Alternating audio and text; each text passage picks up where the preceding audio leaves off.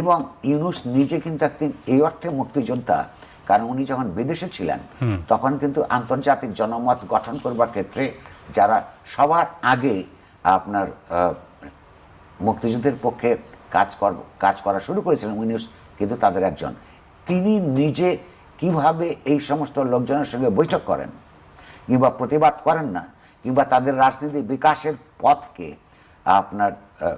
নিরুপদ্রব রাখেন, সেটা চিন্তা করে আমি যেমন একদিকে স্তম্ভিত হই, আরেকদিকে এই 2024-এর মহান শিক্ষার্থী গণঅভ্যুত্থানের যারা ছাত্র নেতৃত্ব, তারাই বা কী করে এই সমস্ত রাজনৈতিক দলের সঙ্গে সখ্যতা বোধ করেন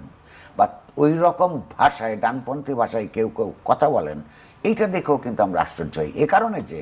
তারা যথার্থই কিন্তু যে ন্যারেটিভটা তৈরি করবার চেষ্টা করছেন, যেই 24 সালের ছাত্র গণঅভ্যুত্থানের মধ্য দিয়ে